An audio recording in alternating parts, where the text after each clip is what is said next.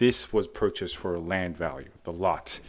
If you're wondering why this went for 1.13, well, it was. Hello everyone, welcome to another edition of What Your Money Can Buy for today's video, episode 5, wherein I show you after the transaction is over, when it's no longer available, whether I work for the buyer in that transaction or the seller, or in some cases both, what your money can buy in different areas of Toronto and the GTA for different property types at different price points.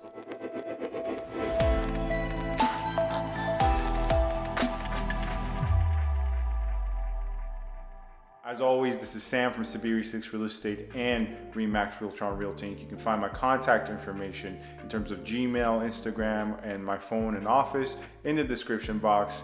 And feel free to subscribe, comment, rate, and review if you happen to enjoy these videos. If not, don't do any of those things. Feel free not to do any of those things. As always with these videos, what I do first is run down the property details, what you should know about the transaction. That will give you a better idea about the purchase price, because at the end of the day, what most people care about is the tour. But the analysis in terms of the details matter for you to have a better understanding of things. And then after the details are over, I give you a quick tour of the property. Before the tour, let me break down some of the details in terms of the property and things around this transaction that would illuminate further for you the context that would be required for you to fully understand the price points and everything you should know. First and foremost is the price. As you can see, obviously from the title, $1.13 million in Richmond Hill. Now, here's the thing. This is a very old property. It was built in the 1950s, early 60s. So you might wonder, well, why did it go for that high of a price point? Well, here's the thing. The location is amazing, and the buyer purchased it mainly for lot value. It is a huge lot. Even though it's not fully a bungalow in the strictest sense of the term, it is technically 1.5 story.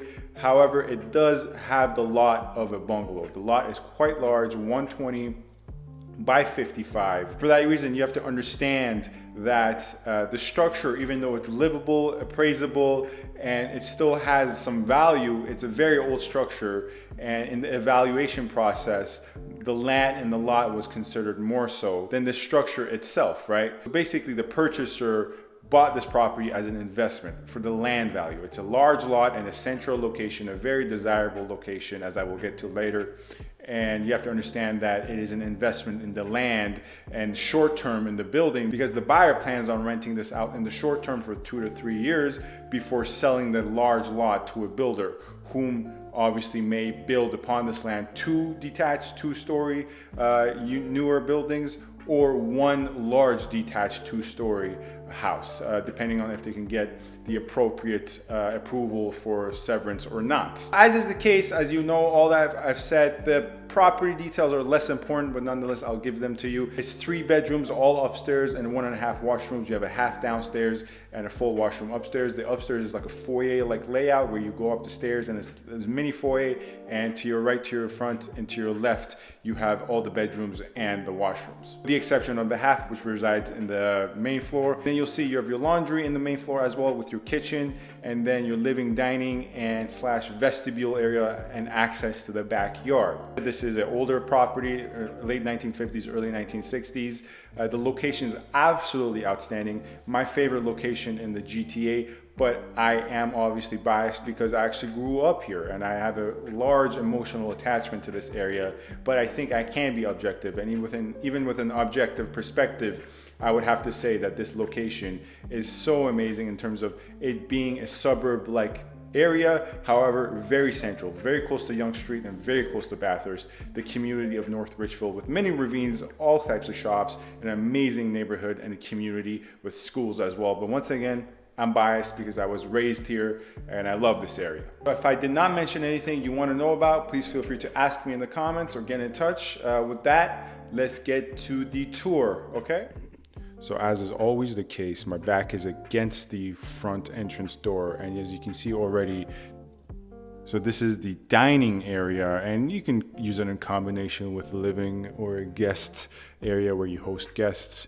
And then you see the staircase going up to the semi. Like I said, this is not a bungalow in the strictest sense of the term. However, nonetheless, it's not a full 2-story either. We have our hallway that leads to this vestibule area that can also be used as a living area.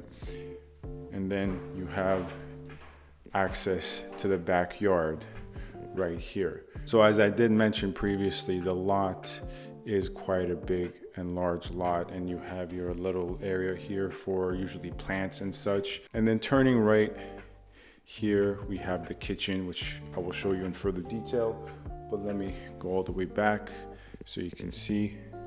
The ceilings are quite low here. Yeah, this is an older building, right? Once again, this was built in the 1950s. You have your half washroom here, right? Along with your laundry, so on the first level. And then this door just simply accesses the site of the property. You have your little passage here that you can go through and go access the backyard from the front. So let me go first show you the basement, and then we will advance upstairs.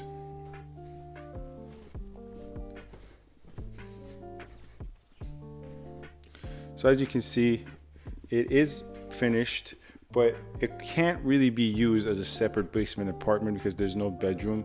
Although it is finished, this room here is still unfinished, and I'm not quite sure because I'm not an inspector, obviously. So someone would have to do their due diligence to see if that can be even used as a basement bedroom apartment. And then you have your little, area here where people usually use it maybe as storage for food items. As the case here, they use it for a little place for their sewing table. And then here you have your continuation of the basement here.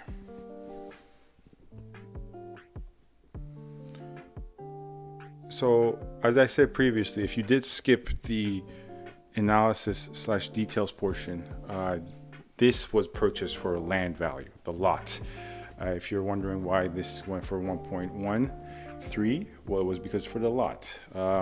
Because builders will love this lot, especially in this area. And it's a great investment. Now you have the kitchen. Some stuff has been recently done. There has been some minor paint work done on the cabinets. They're not new cabinets, but they've been painted, and professionally so, I would say, as well. And then here, before we go upstairs, you have your living/dining area and close to the kitchen. Now for older property, this is quite open. Older buildings usually, or rather older detached properties, are not usually this open. And if you're wondering why there isn't a lot of natural light coming in, it's because it's quite cloudy today, and also this curtain here is doing a good job of keeping any sunlight that there is out. So let me show you another perspective of everything from the first floor and the main floor. You have another view of the kitchen. And what you hear there is the hardwood cracking under my feet. Now, this can bring some rental income in the short term for the next 3 years, especially given the fact that it is in a suburban area. So the rental markets have not been hit as hard there. In the meantime, before my client gets a good offer on the property for sale. Now we are here upstairs. As you see, and I said, it is almost like a foyer type of layout where you come here in the middle and then you have access and vantage points of all 3 bedrooms. Let us advance to this bedroom right here. Once again, as is not the case with other episodes in this series, the tour and the details in the bedrooms are not that important. I know I'm reiterating this ad nauseum, but this property was not purchased for the actual structure, although it will be used with the structure for a short term in the next 3 to 4 years. Think of this more so as what your money can buy in terms of lot value. Obviously, the structure, we did account for it in the evaluation of it because it is livable. It's not that depreciated wherein we totally discount the value of the structure. However, it's not your typical valuation of a detached property when you are mostly accounting for the lot and the land.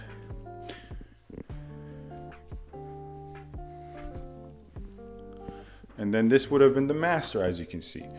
So even for an older detached home, the smaller master for sure. And then you had your closets right there.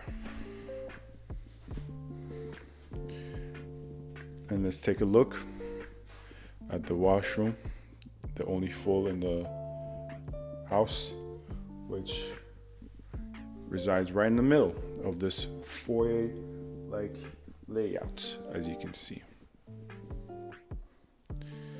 And let's advance back downstairs, where I will close out this video for you guys. And yeah, that's another episode of What Your Money Can Buy. As always, if you have any further questions, feel free to get in touch with me in the comments or Gmail or on my Instagram. I'd be happy to answer your questions. As well, feel free to subscribe, comment, rate, and review. I can't do this for every transaction because it would be intrusive. So I pick and choose my spots wherein my clients would give me their consent to do this. So thank you very much for watching. Stay in touch and stay safe.